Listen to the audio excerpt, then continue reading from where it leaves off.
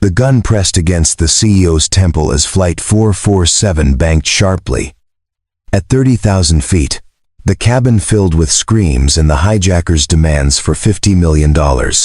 In seat 14C, everyone saw just another exhausted passenger in worn jeans and a faded jacket, a single dad flying budget class who looked like he hadn't slept in days. But what the hijackers didn't know was that Matthew Moore had spent a decade in Delta Force, executing impossible missions in the world's deadliest places. What happened next in that hijacked aircraft would transform two strangers' lives forever, binding them through courage, desperation, and a connection neither saw coming. Welcome to a story that proves heroes don't always announce themselves. Sometimes, they're just tired fathers trying to get home to their families while keeping everyone alive. Now, let's begin where it all started, with a man who just wanted to make it to his daughter's birthday and a billionaire who thought money could protect her from anything. Before we jump back in, tell us where you're tuning in from, and if this story touches you, make sure you're subscribed, because tomorrow, I've saved something extra special for you.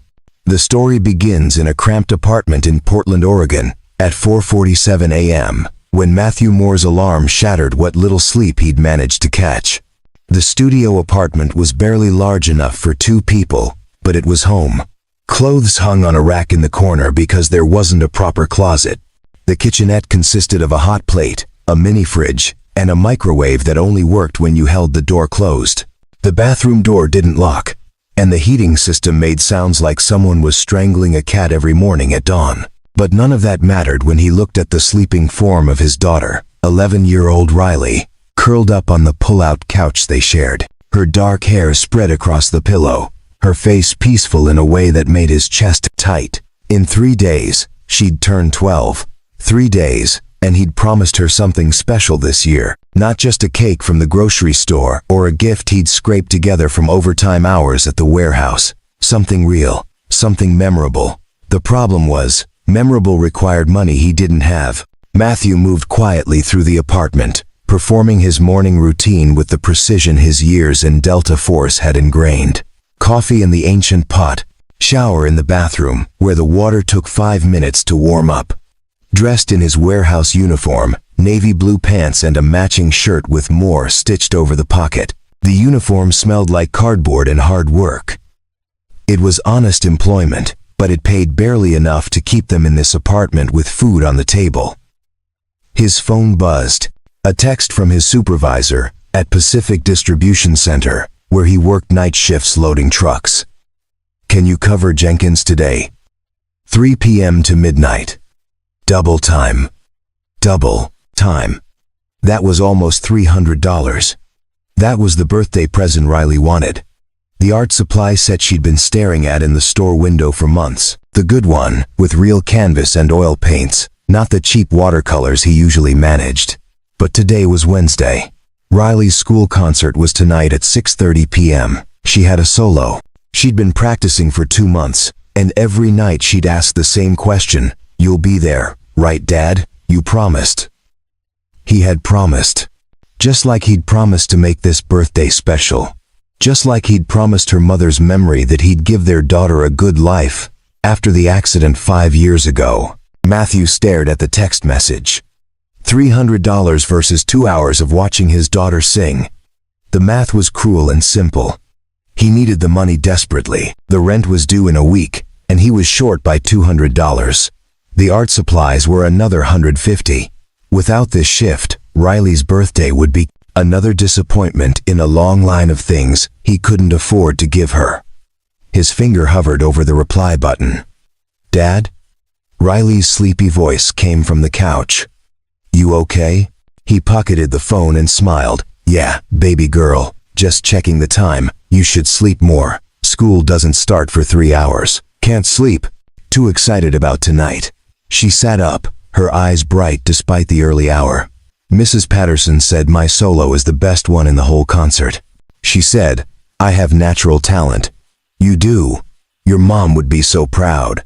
He sat on the edge of the couch. Listen, about tonight. You're coming, right? You promised. It's at 6:30. You said you'd be there this time. This time. The words carried weight. He'd missed her last concert because of a mandatory overtime shift. Missed her awards ceremony at school because the bus broke down and he couldn't afford the Uber. Missed too many moments because survival required sacrifices, and those sacrifices always seemed to come from the same place. "I'll be there," he heard himself say. Front row. Her smile made the lie worth it. Almost. After she'd gotten ready for school and Mrs. Chen from downstairs had picked her up for the carpool they'd arranged, Matthew stood alone in the apartment. He looked at his phone, at the text from his supervisor, still waiting for a response. Then another text came through. Unknown number. "Mr. Moore, this is Bailey Warren from Keystone Executive Search. We have an urgent security consulting opportunity. Cross-country flight today. Return tomorrow. $2,500 cash. Are you available?" Matthew stared at the message. $2,500. That was 2 months of breathing room. That was Riley's birthday, and rent. And maybe even fixing the heating system. That was going to fail completely any day now. "What's the job?" He typed back. "Provide discreet personal security for a corporate executive. Flight from Portland to Miami and back. Simple. Presence, low-profile protection. Your military background makes you perfect."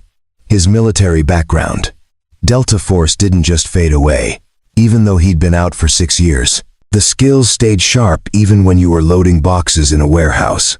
Hand-to-hand combat, threat assessment, the ability to stay calm when everything went sideways. Apparently, someone still valued those skills enough to pay serious money. "When's the flight?" "Departs 2 p.m. today.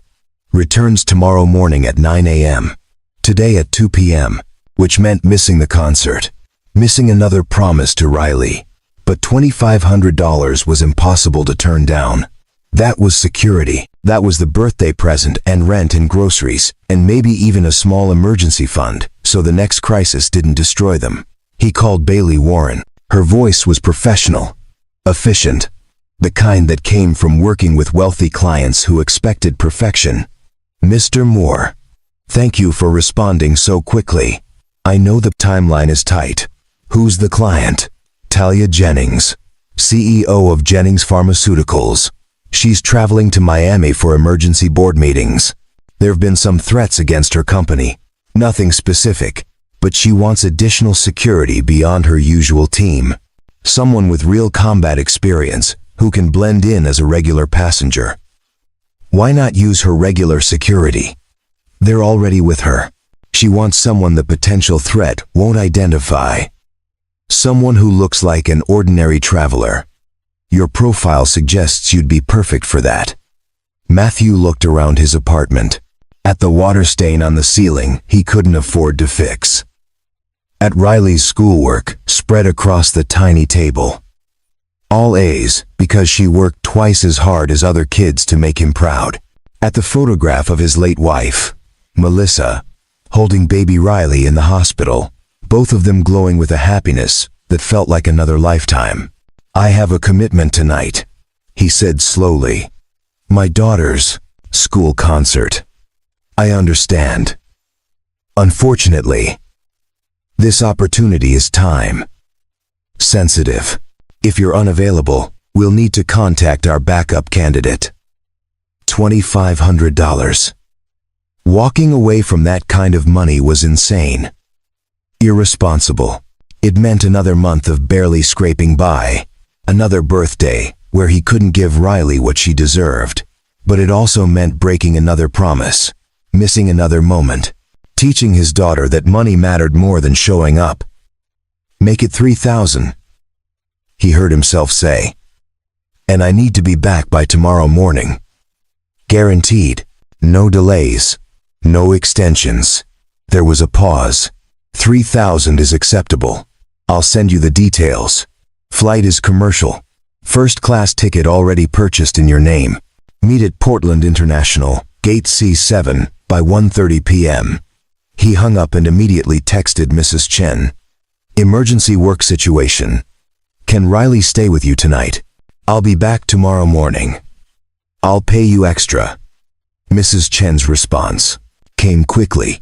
Of course. Don't worry about payment. But Matthew, isn't tonight her concert? I know.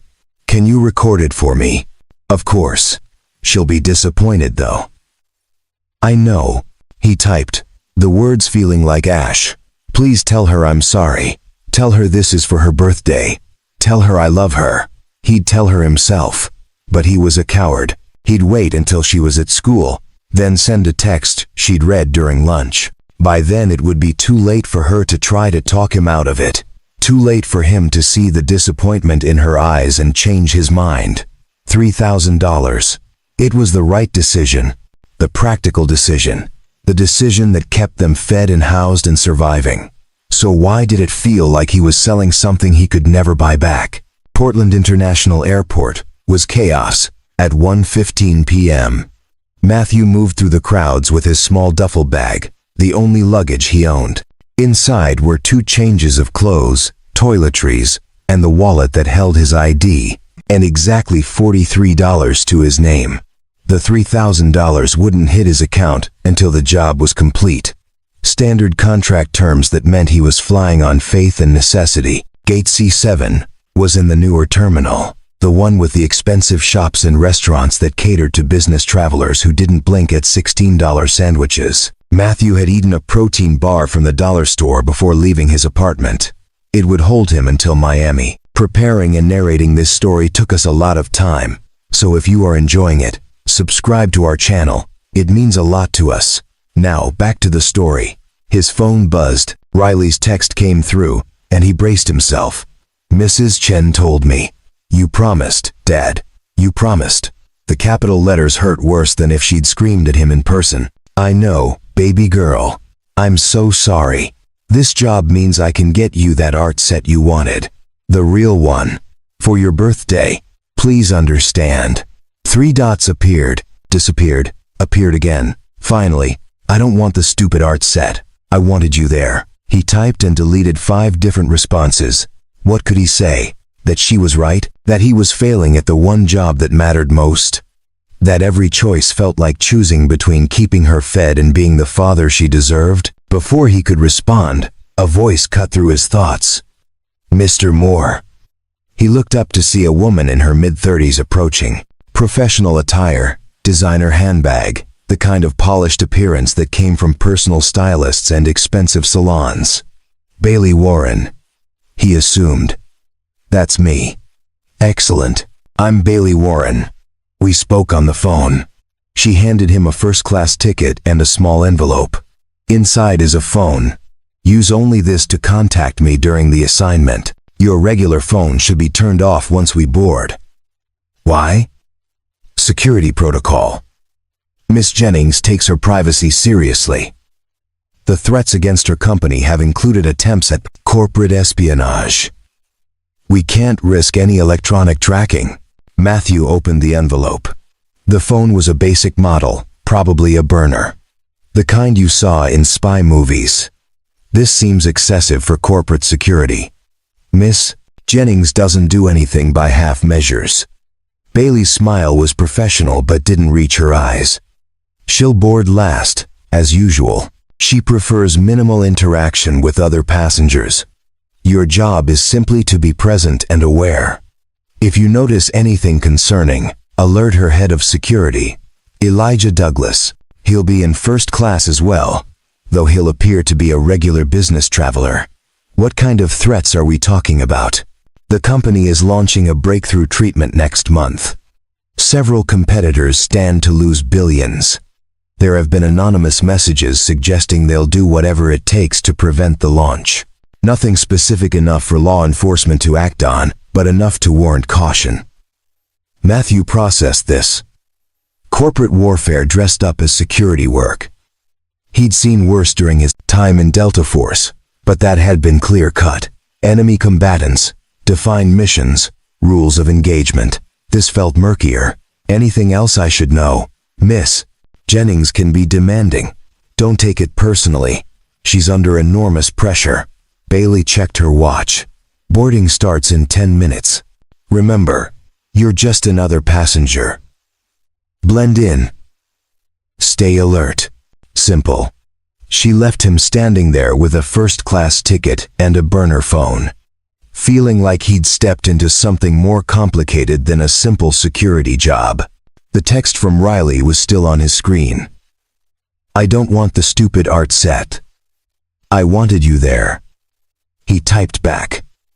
I love you more than anything. I'll make this up to you. I promise. Even as he sent it, he knew how hollow promises sounded when you kept breaking them. Boarding began with first-class passengers. Matthew had never flown first class in his life. The closest he'd come was military transport planes with canvas seats and no climate control. Walking down the jetway felt surreal, like he was playing dress-up in someone else's life. The first-class cabin was a different world. Wide leather seats that looked like they reclined into beds, flight attendants offering champagne before takeoff. Passengers in business suits talking on phones about mergers and acquisitions like they were discussing the weather. Matthew found his seat, 2 amperes, window side. He settled in, acutely aware that his worn jeans and faded jacket marked him as an outsider in this space. The man across the aisle, presumably Elijah Douglas, gave him a brief nod. Late 40s, military bearing that never quite went away, expensive watch that was probably also a tactical tool. Former Special Forces, Matthew would bet money on it. The cabin filled slowly, business travelers claiming their seats with the ease of people who flew first class regularly. A woman in her 60s with more jewelry than seemed practical for air travel. A younger couple who looked like they were heading to their honeymoon in paradise. Then she appeared.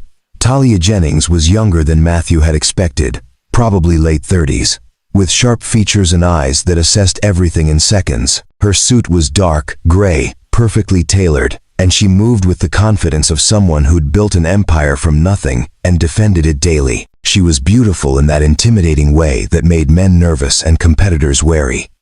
She passed Matthew's seat without acknowledgement, settling into 1 ampere directly in front of him. Her carry-on bag probably cost more than 3 months of his rent. As the final passengers boarded, Matthew noticed Elijah Douglas watching everyone with the same assessment Matthew had been trained to do. Threat evaluation, exits, variables. The skills never went away, even when you were loading boxes for minimum wage. The flight attendant began the safety demonstration. Matthew had heard it 100 times during his years in service, flying to bases and deployments across the world. He barely registered the words now. His mind was on Riley. By now, she'd be in her last class before the concert, probably anxious about her solo, wondering if he'd somehow magically appear despite his text. Mrs. Chen would pick her up, take her to the auditorium, sit in the seat that should have been his. The plane pushed back from the gate. Through the window, Portland fell away beneath them. Somewhere down there, his daughter was learning another lesson about disappointment and absent fathers. Also, he could sit in a leather seat he'd never afford on his own, protecting a billionaire who probably had more security than most world leaders. $3,000, he reminded himself. $3,000, that meant stability. That meant Riley's birthday could be special.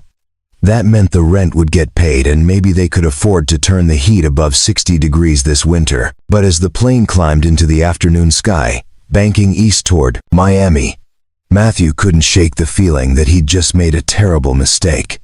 The kind of mistake that looked good on paper but cost something you couldn't calculate in dollars. The kind of mistake that would change everything. Though he wouldn't understand that until it was far too late to turn back. The flight settled into routine at cruising altitude. The seatbelt sign dinked off, and first-class passengers began their rituals. Laptops emerged, phones were checked, drinks were ordered. The flight attendants moved through the cabin with practiced efficiency, catering to people who expected perfection as a baseline. Matthew declined the champagne and accepted water. His Delta Force training had included detailed instruction on maintaining alertness during long operations. Alcohol dulled reactions, even in small amounts. Besides, champagne felt absurd when his daughter was probably sitting in a school auditorium right now, minutes away from her solo. Scanning the crowd for a father who wasn't there, he pulled out the burner phone Bailey Warren had given him. No messages, no instructions beyond, be present and aware. The vagueness bothered him. In the military, missions came with detailed briefings, intelligence reports, clear objectives. This felt like being told to guard something without knowing what you were guarding against. Talia Jennings sat one row ahead, her seat reclined slightly. She had a laptop open, fingers moving across the keyboard with rapid precision. Even from behind, Matthew could see the intensity in her posture. This was a woman who didn't know how to relax, who probably measured her worth in quarterly earnings and market share percentages. Across the aisle, Elijah Douglas read a financial newspaper, though Matthew noticed his eyes frequently scanned the cabin. Professional paranoia. Matthew recognized it because he felt it too. Once you'd operated in environments where threats could materialize from anywhere, you never stopped. Checking exits and assessing risks. The elderly woman in the jewelry was asleep, mouth slightly open, a sleep mask over her eyes. The honeymoon couple whispered to each other, lost in their bubble of new love. A businessman 2 rows back typed furiously on his laptop, occasionally cursing under his breath at whatever crisis he was managing from 30,000 feet. Everything seemed normal, peaceful, even. Matthew's mind drifted to Melissa, his late wife. She'd been the practical one in their relationship, the one who balanced his military discipline with warmth and spontaneity. When he'd gotten out of Delta Force, she'd been thrilled. No more deployments to places he couldn't name, doing things he couldn't talk about. They'd planned a simple life, maybe buy a small house, raise Riley somewhere safe and boring.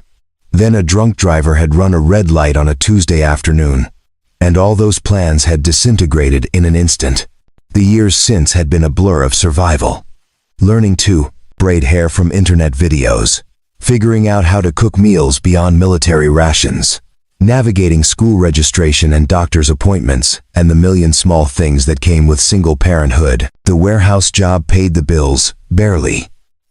His Delta Force pension helped, but it wasn't enough for the life he wanted to give Riley, which was why he was here, taking a job that paid more in one day than he made in a month, missing another important moment because $3,000 bought options that pride couldn't.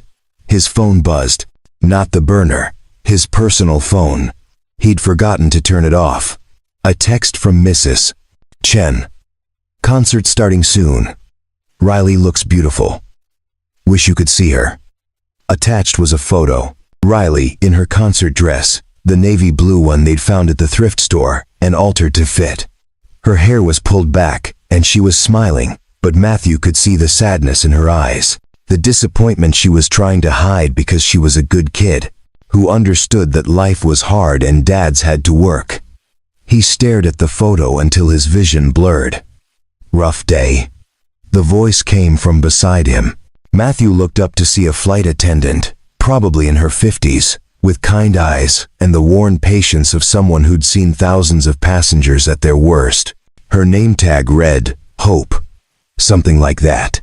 First time flying first class? Hope asked, gesturing to his clothes, his discomfort with the space.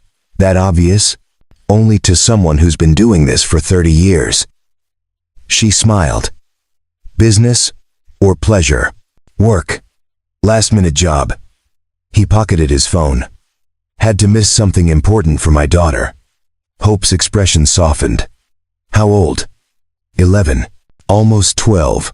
She had a concert tonight. A solo. And you're here instead. It wasn't a judgment. Just an observation. The job pays well. Better than I could turn down. She'll understand. He said it like he believed it. Will she? Or will she remember that you weren't there? Hope patted his shoulder gently. I've got 3 grown kids. Missed a lot of their moments because of this job. You want to know what they remember? Not the extra money I made working holidays. They remember the empty chairs at their events. The promises broken for overtime shifts. Matthew didn't respond. What could he say? Just something to think about. Hope moved on to the next passenger, leaving him alone with thoughts that were already eating at him. 2 rows ahead, Talia Jennings closed her laptop and pressed the call button. When Hope arrived, Talia's voice carried that particular tone of people used to immediate service. I need the Wi-Fi password again. The connection dropped. Of course, Miss Jennings. Let me get that for you. And when you have a moment, I'd like the salmon. No sauce, extra vegetables. Absolutely. Matthew watched this interaction with detached interest. This was her world. Ordering people around, expecting perfection, operating at a level where someone else always handled the details. What was it like to have that kind of power? To never worry about rent or whether you could afford new shoes for your kid. He pulled out his own phone again, ignoring the instruction to keep it off. Found the video Mrs. Chen had sent him last month from Riley's soccer game. Riley wasn't particularly athletic, but she loved soccer with pure joy. In the video, she missed a goal by about 6 feet, and the ball rolled sadly out of bounds. But she was laughing, completely unbothered, already running back into position. That was who Riley was. Resilient, adaptable, understanding beyond her years because circumstances had forced her to be. The question that haunted him, was he teaching her strength? Or was he teaching her that the people who loved her would always let her down? The flight attendant's voice came over the intercom. Ladies and gentlemen, we're about an hour from Miami. Weather looks beautiful. 78 degrees and sunny. We'll be at Pliat deck, beginning our meal service shortly. An hour from Miami. Then a night in whatever hotel the job provided. Then the flight back tomorrow morning. Arriving at 9 a.m. He'd go straight from the airport to Riley's school, pick her up, take her somewhere special for an apology lunch. Maybe that burger place she loved. Then home to their cramped apartment where the heating still didn't work and the ceiling still leaked. But there'd be $3,000 in his account. There'd be the art set for her birthday. There'd be rent paid on time and groceries without anxiety about the total at checkout. It had to be enough. He'd make it enough. Talia Jennings stood suddenly, grabbing her phone and walking toward the front of the cabin where the lavatories were located. Elijah Douglas tracked her movement but didn't follow. Standard security protocol: stay visible, maintain distance, don't crowd the principal. Matthew watched the other passengers. The businessman still typing. The honeymoon couple now sleeping, her head on his shoulder. The elderly woman snoring softly behind her sleep mask. Everything normal. Everything fine, except for the man in seat 7C who just received a text message and was now staring at his phone with an expression that made Matthew's instincts scream warning. The man was mid-30s, athletic build, wearing a casual blazer that was slightly too heavy for Miami weather. The kind of jacket that could conceal things. His hands were shaking as he read whatever was on his screen, and his jaw was clenched so tight, Matthew could see the muscle working from 3 rows away. Then the man looked up, and his eyes met Matthew's for just a second. There was something there. Fear, determination, desperation. The man stood abruptly and headed toward the back of the plane. Maybe it was nothing. Probably, it was nothing. People got nervous texts all the time. People went to the bathroom. This was a routine flight with routine passengers doing routine things. But Matthew's Delta Force training was screaming at him that something was very, very wrong. Matthew's instincts had kept him alive through operations in 12 different countries. Those same instincts now told him to stay seated, stay calm, and watch. The man from 7C disappeared into the rear lavatory. 30 seconds passed. 45. A minute. Then everything happened at once. The man emerged from the lavatory holding a gun. Not a large weapon. Something compact that had probably been disassembled and hidden in carry-on luggage. But size didn't matter at 30,000 feet in a pressurized cabin. Any gun was a catastrophic threat. "Nobody move," the man shouted, his voice cracking with adrenaline. "This aircraft is now under our control. Our control. Plural." Matthew's eyes swept the cabin. The businessman who'd been typing furiously was now standing, also armed. A woman 3 rows back, who'd seemed to be sleeping, rose with a third weapon. 3 hijackers, coordinated timing, strategic positioning throughout first class. The honeymoon couple screamed. Other passengers gasped, froze, some raising their hands instinctively. The elderly woman with the jewelry woke with a start, her sleep mask askew, confusion turning to terror as she registered what was happening. Elijah Douglas was already moving, his hand going to what was probably a concealed weapon, but the female hijacker was faster. Security. Don't even think about it. Hands where I can see them. Now. Douglas hesitated, calculating odds that weren't in his favor. 3 weapons, confined space, innocent passengers in crossfire zones. He slowly raised hands. Smart man, the woman said. She was late 30s, athletic build, moving with military precision. Everyone else, hands visible, phones on the floor. Do it now. Matthew complied, placing his burner phone and his personal phone on the floor in front of him. His mind was racing through possibilities, threat assessments, potential responses. 3 hijackers suggested careful planning. The weapons meant connections to bypass airport security or inside help. The coordination indicated training. This wasn't random. This was professional. The man from 7C moved toward the cockpit, keeping his weapon trained on the passengers. Pilot, open this door, or I start shooting passengers. You have 10 seconds. The cockpit door remained closed. Modern aircraft had reinforced doors designed to withstand this exact scenario. Post-2001 protocols meant pilots never opened that door for threats. 5 seconds, the hijacker called out. Wait, a voice said. Talia Jennings stood, her hands raised, her expression controlled despite the fear Matthew could see in her eyes. You don't want the pilots. You want me. The 3 hijackers exchanged glances. The man from 7C smiled, smart and observant. That's why you're worth $50 million, Miss Jennings. 50 million. The number hit Matthew like a physical force. This wasn't about terrorism or political statements. This was a kidnapping dressed up as a hijacking. My company doesn't negotiate with criminals, Talia said, her voice steady.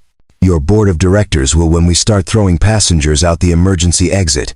The female hijacker gestured with her weapon. Row by row until they wire the money to our account. She wasn't bluffing. Matthew had seen enough combat to recognize people who would absolutely follow through on their threats. These weren't amateurs playing at danger. They were committed. How does this work? Talia asked. You can't land this plane and escape with me. We're not landing. The businessman, hijacker said. He had a slight accent, Eastern European maybe. We're diverting. The pilots will receive new coordinates shortly. A private airstrip in the Bahamas. Your company wires the money. We land. We leave with you as insurance until the funds clear. Then everyone goes home. Except me. That depends on how cooperative your board is. Matthew remained completely still, his hands visible, his expression neutral. He needed to appear like every other terrified passenger. Just a regular guy in over his head.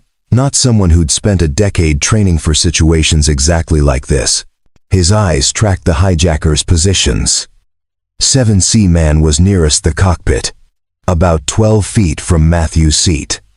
The businessman was mid-cabin, controlling the largest group of passengers. The woman was near the rear, blocking the aft exit. They'd positioned themselves to create overlapping fields of fire with no blind spots. Whoever planned this knew what they were doing. I need to make a call, Talia said, to my CFO. She has authorization to access emergency funds. The female hijacker laughed. You think we're stupid? No calls. No communication. Your board will figure it out when this plane disappears from radar and the demands arrive. How will they receive demands if we can't communicate?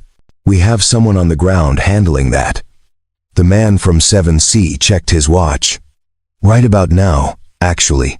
Your headquarters in Boston should be receiving a very detailed message about what happens if they don't cooperate. Matthew filed that information away. Someone on the ground meant a larger operation. At least 4 people involved, probably more. Resources, planning, inside information about Talia's schedule and security protocols. This had been in motion for weeks, maybe months. "Everyone sit down," the businessman ordered. "Hands on armrests, where we can see them.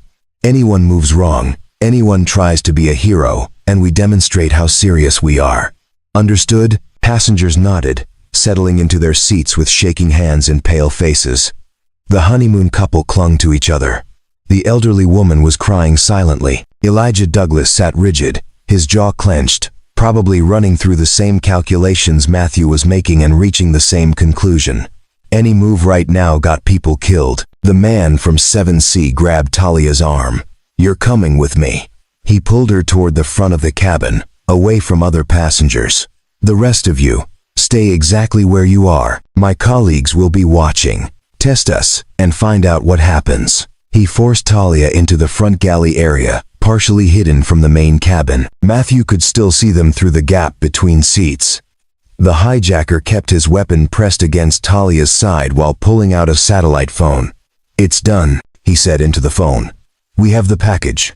Proceed with phase 2. Package, like Talia, was cargo instead of a person. Matthew's hands gripped the armrests, forcing himself to remain calm. Every instinct screamed to act, to move, to neutralize the threats.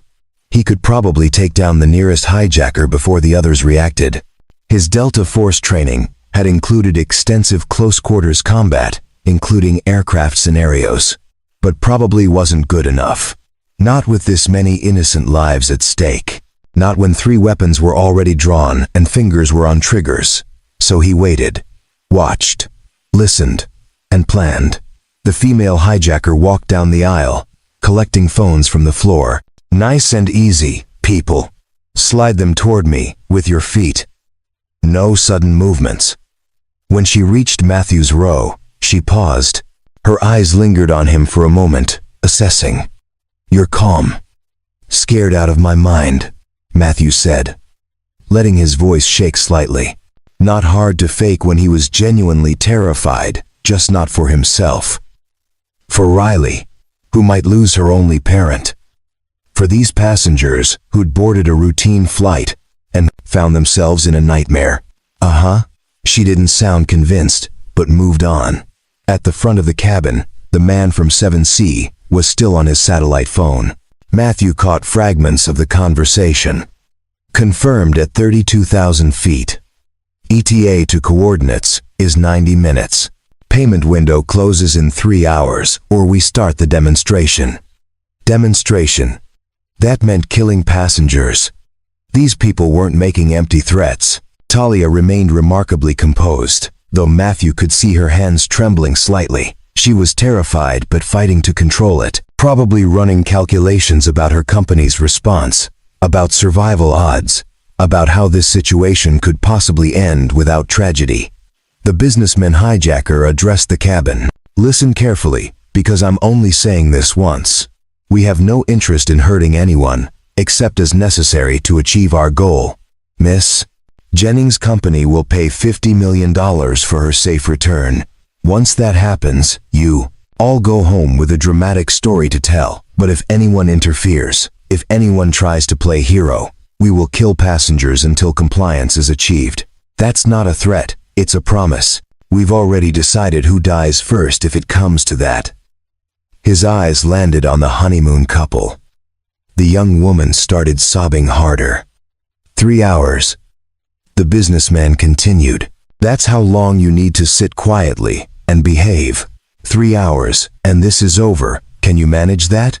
No one answered. What answer was there?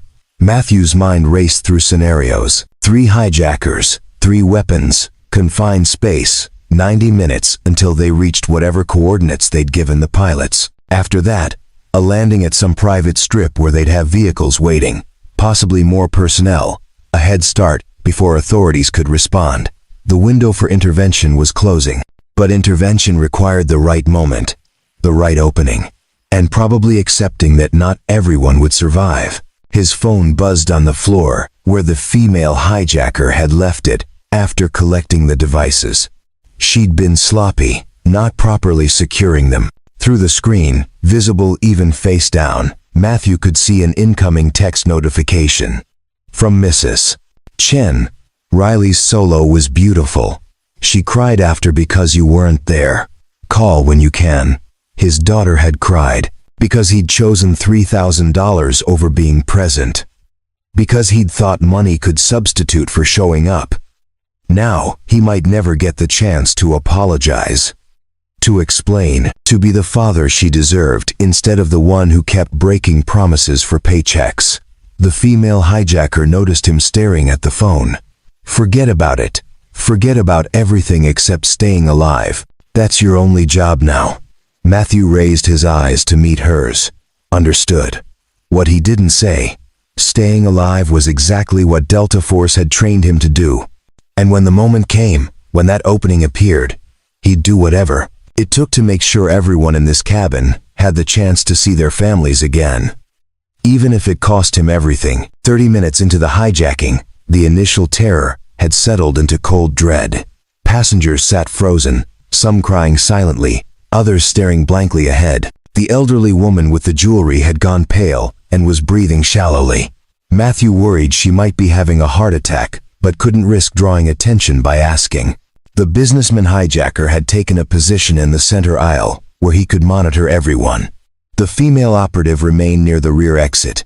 The man from 7C kept Talia in the front galley, his weapon never wavering. Matthew used the stillness to observe details. The businessman's watch was expensive, Swiss-made, probably $20,000. Not the accessory of someone desperate for money. The female hijacker's shoes were tactical boots disguised as casual footwear, the kind special operations personnel wore. These people had resources and training, which meant this wasn't about the money. 50 million was the cover story. Can I ask a question? Talia's voice carried from the galley. She'd found some composure, that CEO authority creeping back into her tone despite the gun at her side. Depends on the question, her captor replied. Who hired you? Because this operation cost serious money to plan and execute. The weapons, the inside information about my schedule, the coordination. Someone funded this. I want to know who. The man from 7C smiled. You really can't help yourself, can you? Always analyzing, always looking for the angle. That's what got you here, Miss Jennings. What's that supposed to mean? It means you've made enemies, powerful ones. People who don't appreciate your company's business practices. Be specific. He laughed. You developed a cancer treatment that actually works. Do you have any idea how many companies lose billions when patients stop needing their expensive drugs that barely extend life by months? You're disrupting a very profitable system. Matthew's attention sharpened. This wasn't random corporate espionage. This was about eliminating competition. So what? Talia said. You kill me, and my company continues. The treatment still launches. You've accomplished nothing except federal charges. We're not killing you, we're discrediting you. By the time this is over, you'll be painted as incompetent, reckless, responsible for putting hundreds of passengers in danger because of your poor security decisions. Your board will force you out. The treatment launch will be delayed during leadership transition, and our employers get another year to prepare their own competing products. That's insane. No one will believe I'm responsible for being kidnapped. Won't they? You fired your entire security team 3 months ago over some paranoid conspiracy theory. You've been operating with minimal protection, against everyone's advice. This hijacking just proves you're not fit to lead a company that controls life-saving medications. The narrative practically writes itself. Talia was silent for a moment. When she spoke again, her voice was harder. The conspiracy wasn't a theory. Someone on my security team was feeding information to competitors. I found proof. And fired everyone instead of just the mole. Real smart leadership there. I fired everyone because I couldn't identify which one was compromised. The leak was sophisticated. The man from 7C shrugged. Doesn't matter now. What matters is in 3 hours, your company pays $50 million. You're returned safely, and then the media circus begins. Every news outlet will run stories about the dangerous CEO whose arrogance endangered hundreds of lives. Your stock crashes. Your board removes you. Mission accomplished. Matthew processed this. They weren't planning to keep the money or kill anyone. This was pure reputation destruction. Sophisticated and cruel. There's something you should know, Talia said carefully. The person feeding information to your employers, they're still working for my company, still in a position of trust, and they're about to get caught. The hijacker's expression flickered. You're bluffing. Am I? 3 days ago, my IT security team identified unusual access patterns in our confidential files. Someone's been downloading clinical trial data, financial projections, strategic plans. We've been monitoring them, building a case. By tomorrow, the FBI will have everything they need for arrests. Impossible. We have someone on the inside who would have warned us. You mean Noel Chambers? My former chief operating officer who's been selling corporate secrets for 18 months. Talia smiled coldly. She's the one we've been monitoring. Every download, every communication with your employers, every penny she's received. All documented. The man from 7C's hand tightened on his weapon. You're lying, trying to create doubt. Call your people on the ground. Ask them if Noel Chambers showed up to work today. Spoiler. She didn't.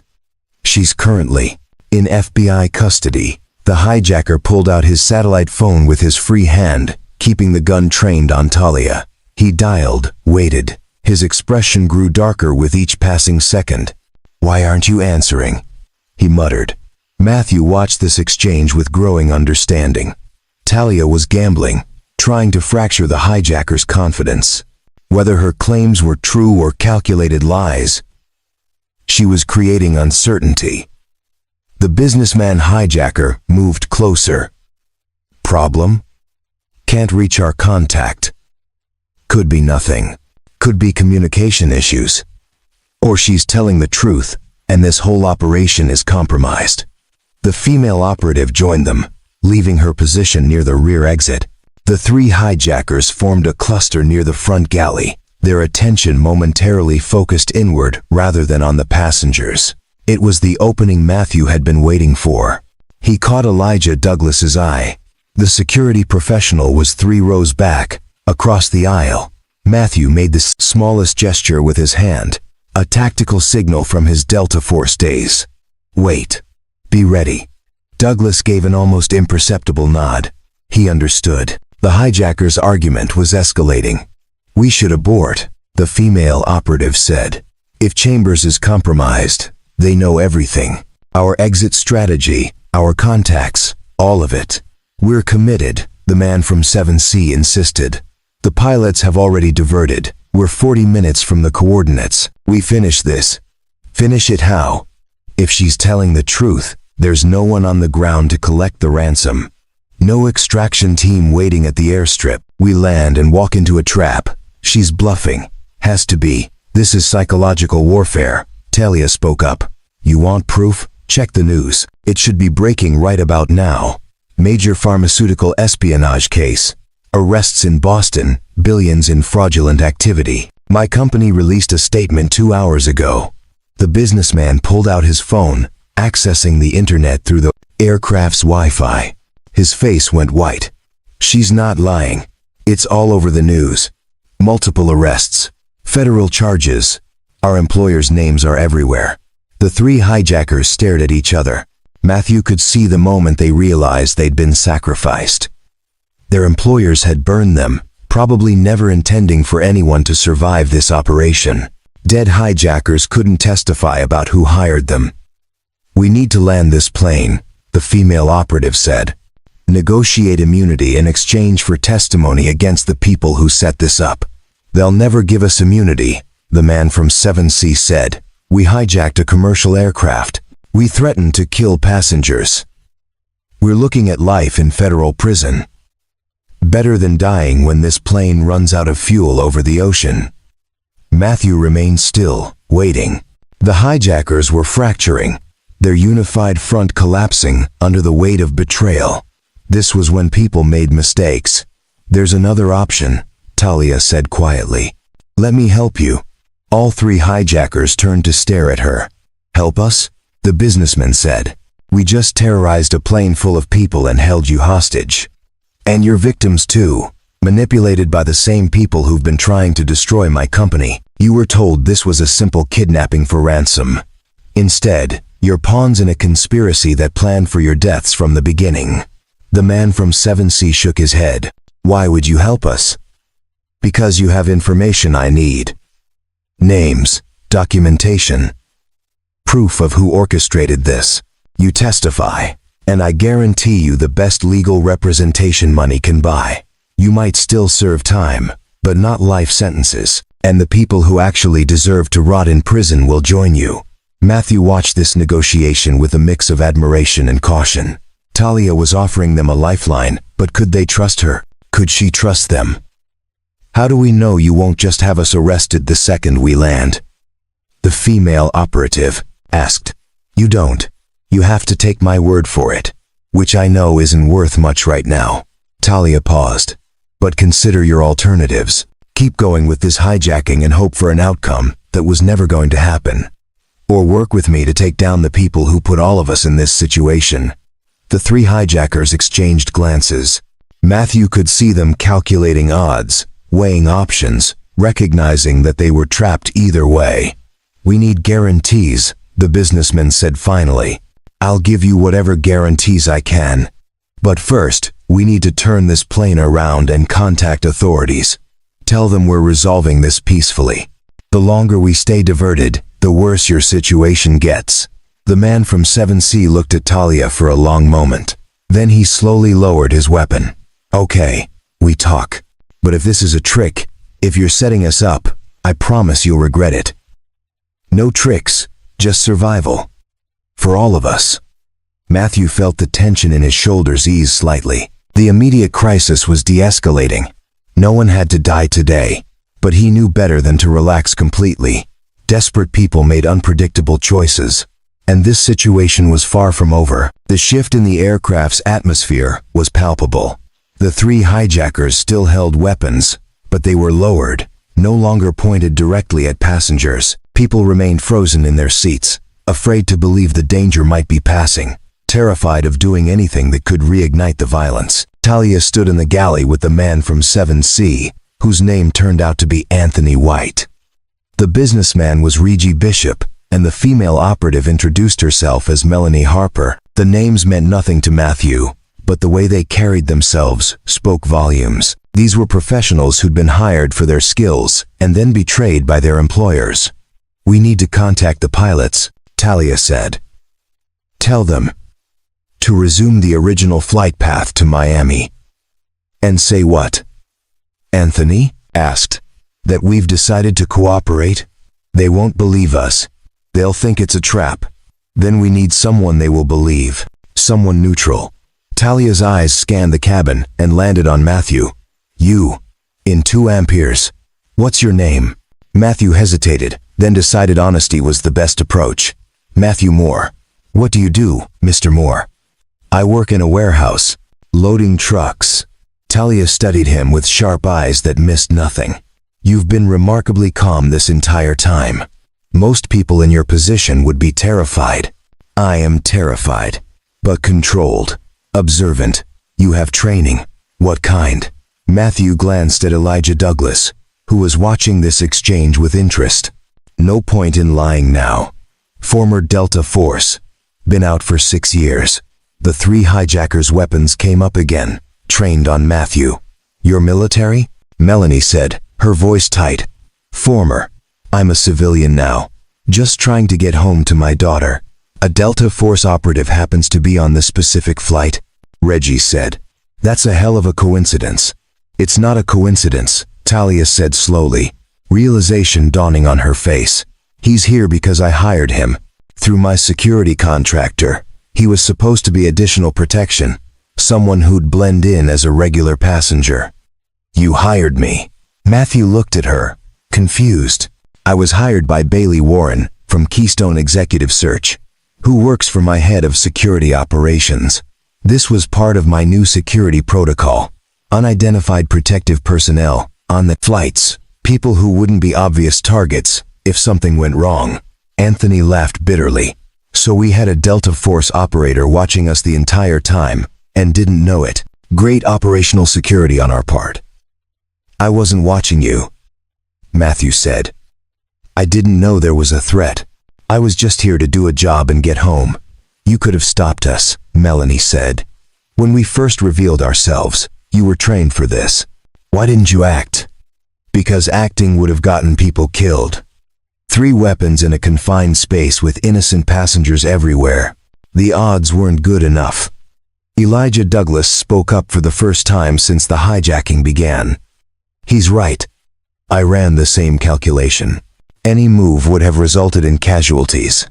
So you both just sat there, Reggie said. We waited for an opening. For a moment when intervention would save lives instead of costing them. Matthew met the hijackers' eyes. That moment never came. Until now. When you're choosing to stand down, the tension held for a long moment. Then Anthony lowered his weapon again. Okay, so we have a Delta Force operator and corporate security on this plane, along with 3 hijackers who just realized they've been set up. How do we turn this into something other than a disaster? Mr. Moore, Talia said, you're trained in crisis negotiation? Some. Enough to know we need to establish credibility with the pilots and with authorities on the ground. What do you suggest? Matthew thought quickly. We need a phone call to the cockpit. One of the hijackers admits what happened, that they're standing down. Then I verify it as a neutral passenger. Then you, Miss Jennings, confirm you're safe and requesting that we return to the original flight plan. The pilots won't just take our word for it, Elijah said. They'll assume we're under duress. Probably. But if we can convince them to contact authorities, to verify Miss Jennings' claims about the arrests in Boston, they'll understand the situation has changed. Talia nodded. It's worth trying. She looked at Anthony. Are you willing to make that call? He stared at her for a long moment. If I do this, if we cooperate, I need your word that you'll follow through on legal representation, that you won't abandon us once we land. You have my word, for whatever that's worth to you. It's worth something. You could have lied about the arrests to create chaos, but you told the truth, even though it gave away your advantage. That says something about your character. Anthony moved to the intercom system. His hand shook slightly as he picked up the handset. Cockpit, this is the passenger who initiated the hijacking. I need to speak with the captain. There was a long silence. Then a male voice, tight with controlled fear. This is Captain Edwards. What do you want? I want to tell you that the situation has changed. We're standing down. No one is going to be hurt. We need to return to the original flight path to Miami. Why should I believe you? Because the people who hired us to do this have been arrested. Because we've been set up. And because Miss Jennings has offered us a way out that doesn't involve everyone dying. Another silence. Put Miss Jennings on. Talia took the handset. Captain Edwards, this is Talia Jennings. I'm unharmed. The hijackers have agreed to cooperate in exchange for information about the conspiracy behind this attack. I'm requesting that we continue to Miami where federal authorities can take everyone into custody safely. Miss Jennings, are you under duress? Yes, technically. There are still weapons present, but the immediate threat has passed. I need you to contact the FBI. Ask them about the arrests that happened this morning in Boston related to pharmaceutical espionage.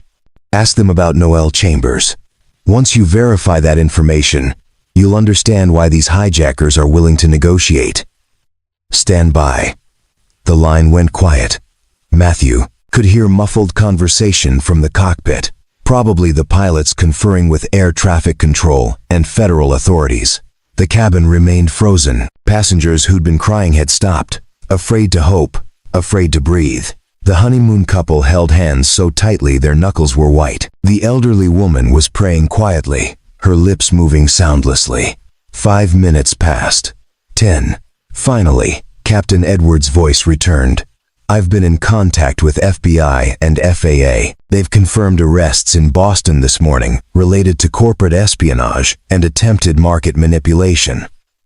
They're willing to negotiate terms for the hijackers' surrender if Miss Jennings vouches for their cooperation. I vouch for them, Talia said immediately. They were manipulated by the same people who tried to destroy my company. They deserve the chance to help bring those people to justice. Understood. We're resuming course to Miami. ETA is now 55 minutes.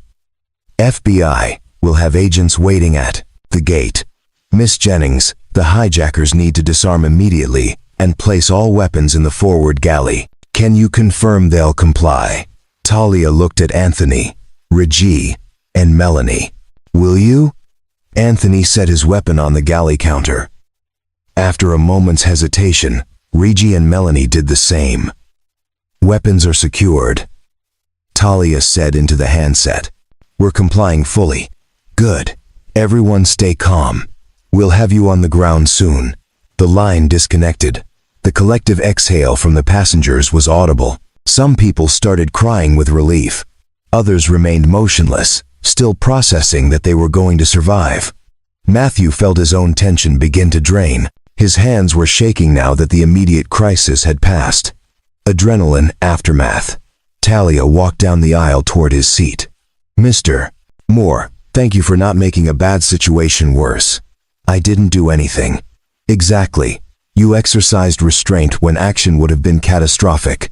That takes a different kind of courage. She moved past him to address the cabin. Everyone, I know this has been traumatic.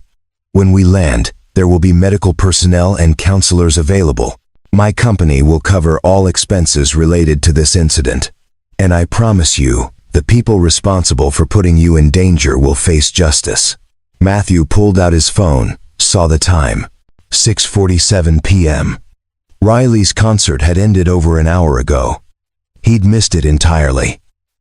For a job that had turned into a nightmare. For $3,000, that suddenly seemed meaningless. He texted Mrs. Chen, I'm okay. Long story. Tell Riley I love her, and I'm so sorry. I'll be home tomorrow. The response came quickly. Thank God, you're safe. Riley's worried. Call when you can. As the plane descended toward Miami, Matthew stared out the window at the darkening sky. He'd survived a hijacking, helped prevent a tragedy, and somehow, that made missing his daughter's concert feel even worse. Because she'd never know how close he'd come to never coming home at all. Miami International Airport was surrounded by emergency vehicles when Flight 447 touched down. Fire trucks, ambulances, FBI, tactical units, all positioned around the designated gate. Matthew watched through the window as the aircraft taxied, feeling the weight of the past 3 hours settling into his bones. The captain's voice came over the intercom. Ladies and gentlemen, we've landed safely in Miami. Please remain seated until federal agents board and provide instructions. Medical personnel are standing by for anyone who needs assistance. Anthony White stood in the galley, hands raised and visible. Reggie Bishop and Melanie Harper did the same.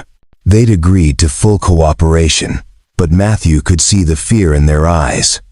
They were about to face consequences for actions they'd committed, regardless of who'd manipulated them into it. FBI agents boarded within seconds, weapons drawn, voices commanding. Everyone stay seated, hands where we can see them. The 3 hijackers were taken into custody first, led off the aircraft in handcuffs. Anthony caught Matthew's eye as he passed. Thank you for not shooting us when you had the chance. Thank you for choosing to stand down. Then they were gone, and agents began interviewing passengers one by one. The process took hours. Statements, contact information, medical evaluations. The honeymoon couple was taken to the hospital for shock treatment. The elderly woman needed oxygen. Most passengers were crying or shaking or both. Matthew gave his statement to a female agent who seemed unsurprised by his military background. You're the security contractor Miss Jennings hired. Apparently, I didn't know that's what the job was. Lucky for everyone you were on board. My superiors think your presence kept the hijackers from escalating. I didn't do anything. Sometimes. That's the right call. She closed her notebook. You're free to go, Mr. Moore. We'll be in touch for follow-up interviews, but we have your contact information. Matthew stood, grabbed his duffel bag, and headed toward the gate. His whole body ached with exhaustion. It was nearly 11 p.m. Riley would be asleep by now, probably cried out and confused about why her father had missed yet another important moment. Mr. Moore, wait. Talia Jennings stood near the gate, flanked by new security personnel and what looked like a team of lawyers. She'd been questioned separately, probably given different treatment because of her status and her role as the intended kidnapping victim. Miss Jennings, we need to talk. Do you have a few minutes?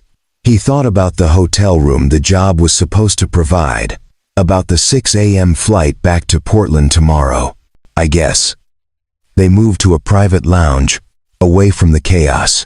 Talia's lawyers and security waited outside, giving them privacy.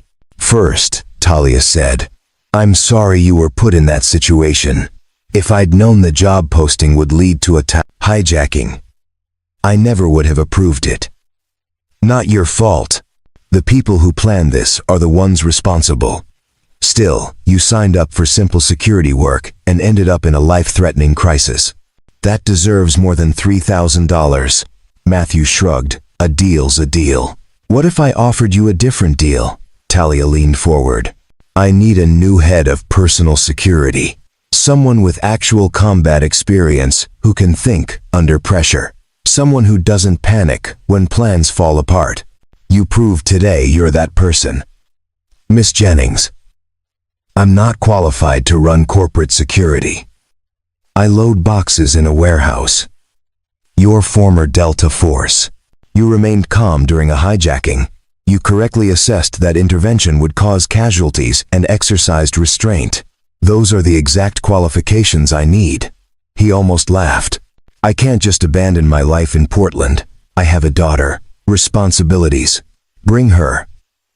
The job is based in Boston, where my dot and headquarters are, but it includes relocation assistance, housing stipend, and a salary of $180,000 per year plus benefits. The number hit him like a physical blow.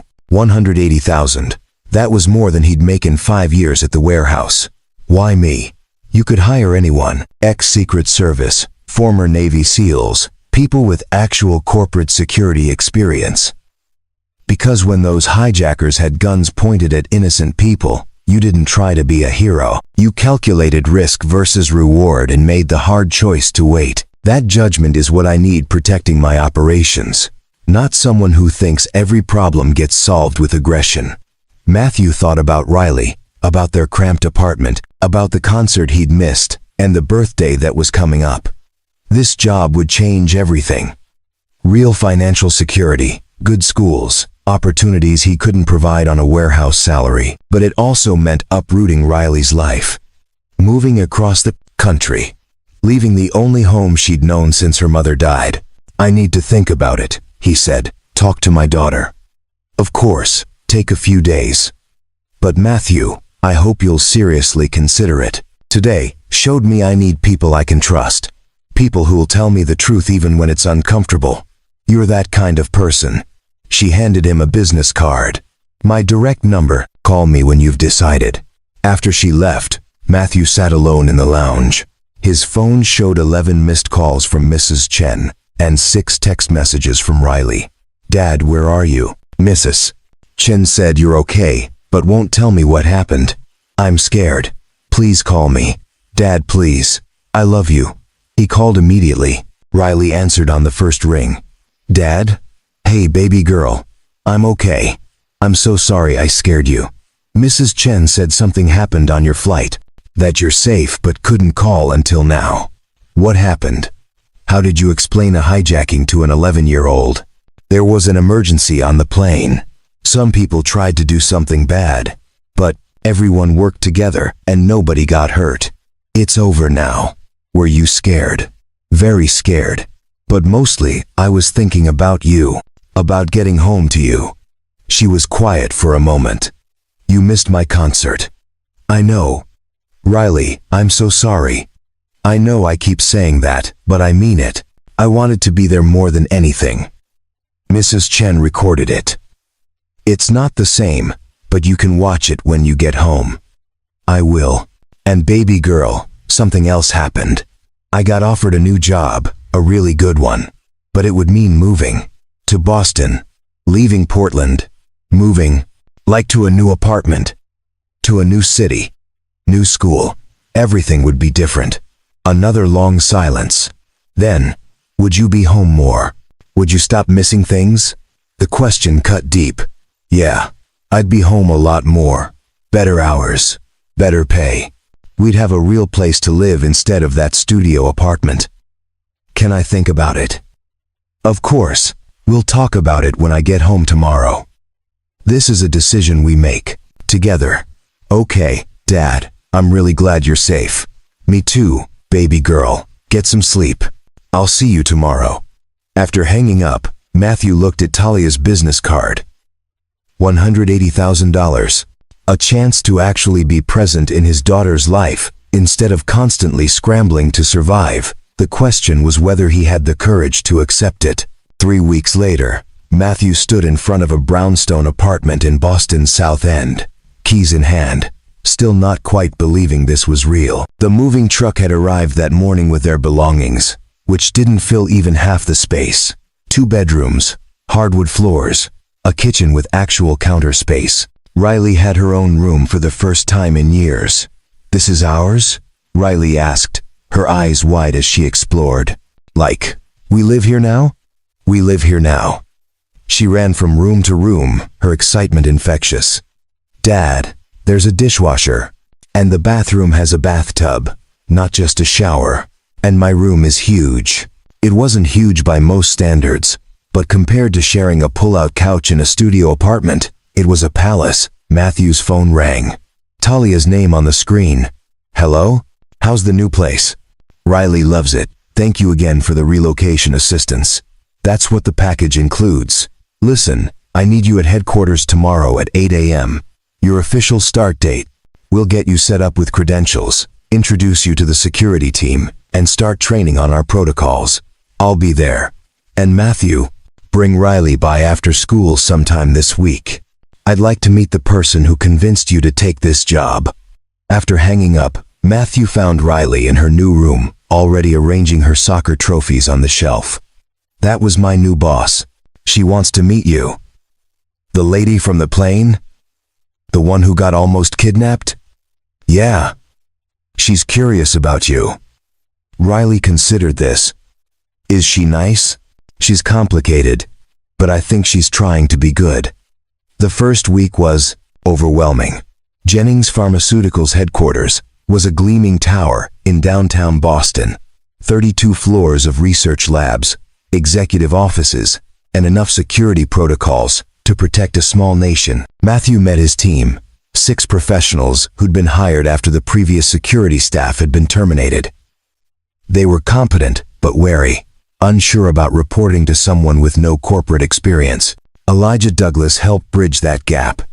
He'd been offered a position as well, serving as Matthew's second in command. They don't trust you yet, Elijah said during a coffee break.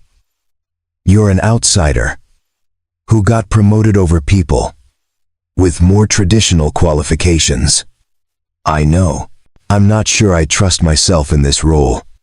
You kept everyone alive during a hijacking. That counts for something. But you'll need to prove yourself in other ways. Corporate security isn't combat operations. The proving ground came faster than expected. 2 weeks into the job, Matthew received an anonymous email at his work address. No subject line, just a message. Tell Talia Jennings to step down or face consequences. This is your only warning. He immediately flagged it for the cybersecurity team and informed Talia. She was in a meeting with her board of directors, but called him back within minutes. What kind of consequences? She asked. Unspecified. Could be nothing. Could be serious. I've already alerted FBI given the recent hijacking attempt. Good. Increase security protocols. I have a product launch in 2 weeks that can't be delayed. The launch was for the cancer treatment that had triggered the hijacking plot. Despite the arrests in Boston, despite the conspiracy being exposed, Jennings Pharmaceuticals was moving forward, which meant the people who'd tried to stop them might try again. Matthew spent the next week analyzing threat vectors, coordinating with law enforcement, and learning that corporate security was 90% prevention and 10% response. It was tedious work, reviewing access logs and vetting personnel and updating emergency procedures. Then Riley's school called. She'd gotten into a fight with another student who'd made comments about her father being a fake security guard who got lucky on a plane. Matthew left work immediately, arriving at the principal's office to find his daughter with a bloody nose and defiant expression. She started it, Riley said, talking about how you don't deserve your job. The other girl's parents were wealthy, connected, exactly the kind of people who look down on someone like Matthew. They demanded Riley be suspended. The principal seemed inclined to agree until Matthew quietly mentioned that he could provide documentation of the harassment their daughter had engaged in, including text messages to other students mocking Riley's background. The situation was resolved with apologies all around, but it drove home a hard truth. Their new life came with new problems. Wealth and status created resentment. Riley was learning to navigate a world where people judged you by your bank account and connections. That evening, Talia called. I heard about the school incident. Is Riley okay? How did you hear about it? I make it my business to know what affects my key personnel. Listen, there's a private school near headquarters. Excellent academics, diverse student body, strong anti-bullying policies. I can get Riley enrolled if you're interested. Miss Jennings, I can't keep accepting favors. It's not a favor. It's an investment in your peace of mind so you can focus on keeping me alive. Consider it part of your benefits package. Matthew discussed it with Riley that night. She was hesitant about changing schools again, but the promise of a fresh start where nobody knew about the hijacking was appealing. Will kids there be nicer? She asked. I don't know. People are people everywhere. But maybe it'll be better. The new school was better. Smaller classes, engaged teachers, students from families who valued education over status. Riley started making friends, joining the soccer team, slowly building a life that didn't revolve around survival. But Matthew's challenges were escalating. The anonymous threats continued, growing more specific. References to Talia's schedule, her travel plans, details that suggested inside information. Someone within the company was leaking again.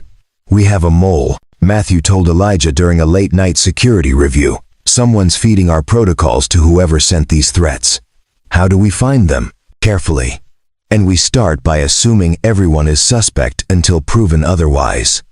It was going to be a long few months, but as Matthew locked up his apartment that night, checking on Riley sleeping peacefully in her own room, he knew it was worth it. This life, complicated and challenging as it was, beat the alternative. The product launch was set for a Thursday morning in October, 3 months after the hijacking.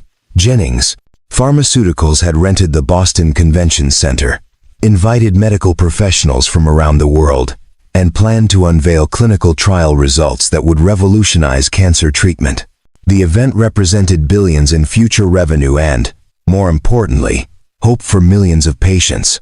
It also represented the perfect target. Matthew had spent weeks coordinating security. Metal detectors at every entrance, background checks on all attendees, security personnel positioned throughout the venue. But the anonymous threats had evolved from vague warnings to specific details about the event itself. They know the floor plan, Matthew told Talia 2 days before the launch. They referenced the stage layout and exit positions. That information isn't public, so we definitely have someone on the inside feeding them intelligence. Yes, and I think I know who. Matthew had been running a quiet investigation, monitoring access logs and communication patterns. One name kept appearing in suspicious contexts: Chloe Martinez, Talia's executive assistant. She had access to everything: schedules, security protocols, confidential files, and her bank records, obtained through FBI cooperation, showed deposits that couldn't be explained by her salary. Chloe. Talia looked stricken. She's been with me for 4 years. I trust her completely, which makes her the perfect mole. We need to confront her before the launch. They brought Chloe into Talia's office that evening with FBI agents waiting in the adjacent conference room. The assistant's face went pale the moment she saw the documentation Matthew had compiled. I didn't have a choice, Chloe said, tears streaming down her face. They threatened my family, said if I didn't cooperate, my sister would have an accident. Who threatened you? Talia asked. I don't know. All communication was through encrypted messages. They knew everything about me, about my family. I was terrified. The FBI took over from there, but the damage was done. Security protocols had been compromised. The launch event was vulnerable. Matthew recommended canceling or postponing, but Talia refused. We're not letting them win. We've worked too hard, and patients are depending on this treatment. We move forward.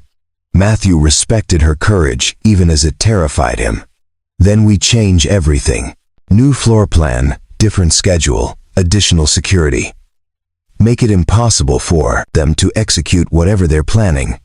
The next 48 hours were chaos. Revising layouts, briefing security teams, coordinating with Boston PD and FBI. Matthew barely slept, running on coffee and determination. Riley stayed with Mrs. Chen, who'd agreed to move to Boston to continue helping with her after-school care. The morning of the launch, Matthew arrived at the convention center at 4 a.m. Security sweeps, final checks, positioning personnel. By 7 a.m., when attendees started arriving, everything was as ready as it could be.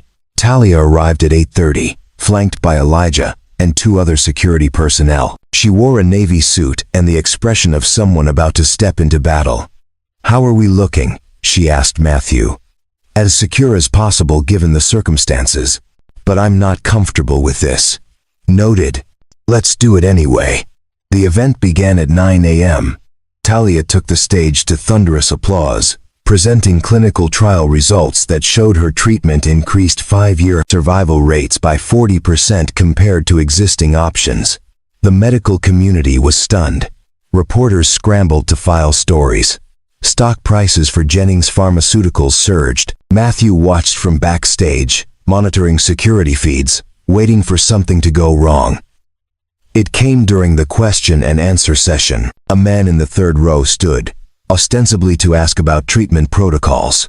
Instead, he pulled out a canister and threw it toward the stage. Gas, Matthew shouted into his radio. Clear the stage now. Security personnel grabbed Talia, rushing her toward the nearest exit as the canister released a cloud of white smoke. Panic erupted. Attendees rushed for exits. Alarms blared. Matthew moved against the crowd, tackling the man who'd thrown the canister. They went down hard, Matthew's Delta Force training taking over. Within seconds, he had the attacker restrained, face down, arms secured. Boston PD swarmed in. The white smoke turned out to be harmless. Just a smoke bomb designed to create chaos. But the intent was clear. Disrupt the launch. Undermine confidence in Talia's leadership. Create the appearance of incompetence. Building is secure, Elijah reported over the radio. Miss Jennings is safe.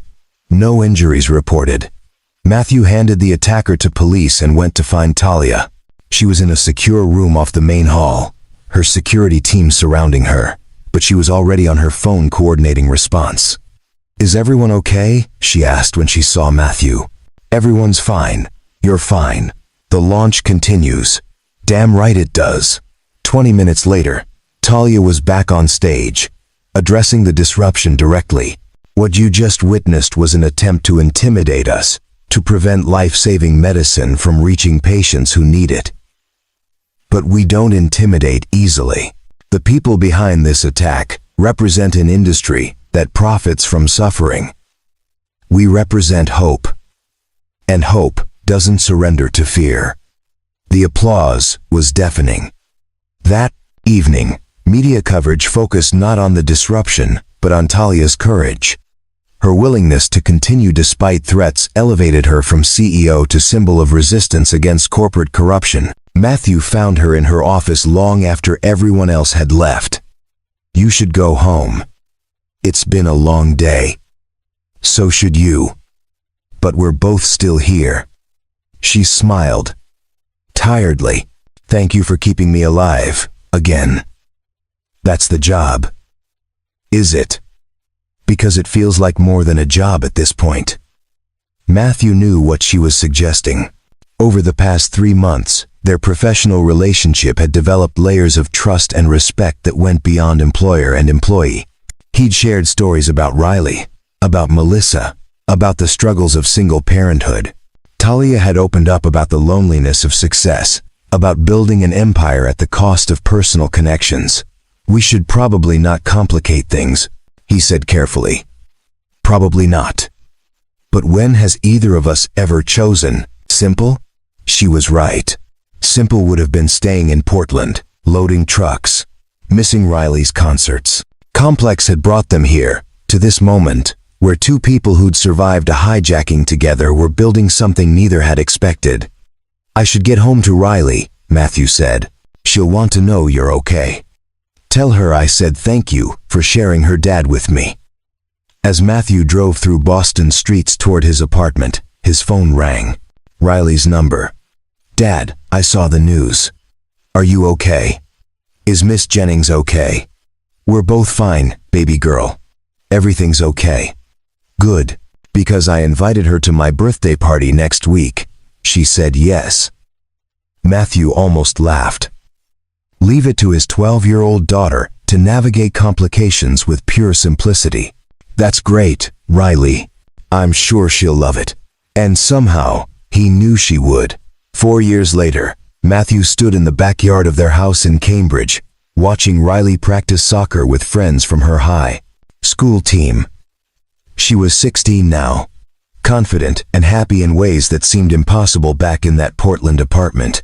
The scholarship offers were already coming in from colleges impressed by her academic record and athletic ability.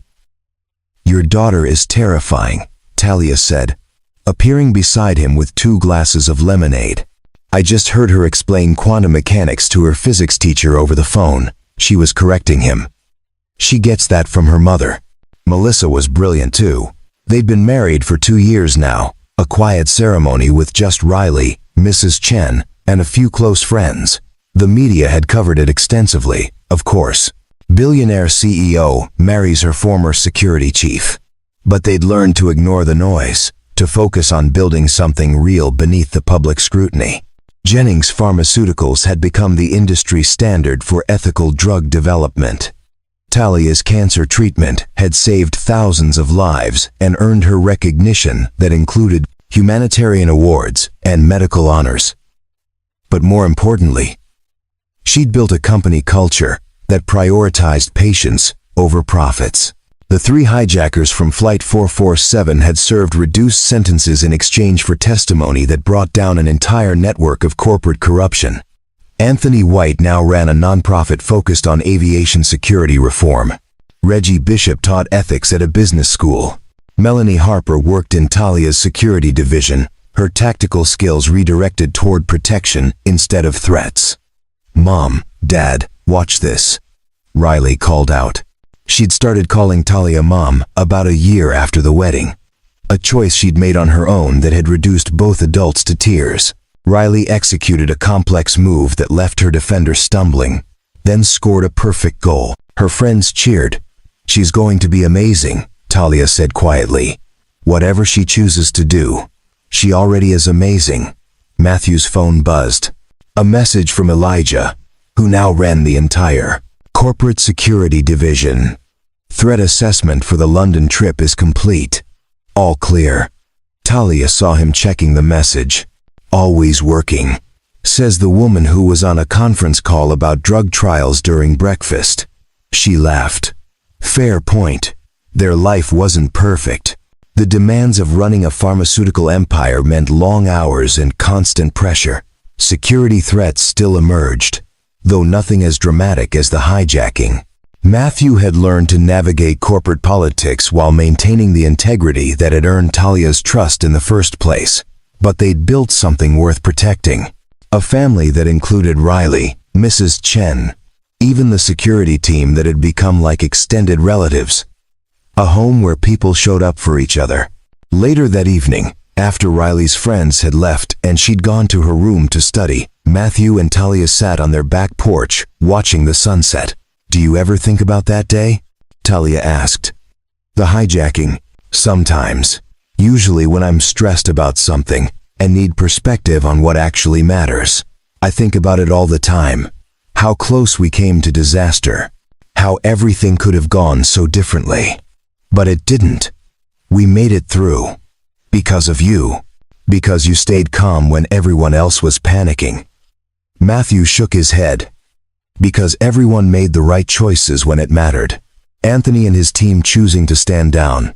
You offering them a path to redemption instead of just revenge. All of us working together instead of against each other. Still, without you there, I don't know what would have happened. Without me there, you probably would have negotiated your way out anyway. You're good at turning enemies into allies." She smiled. "Is that what I did with you? Turned you from an employee into an ally? You turned me into family." The back door opened and Riley emerged, laptop in hand.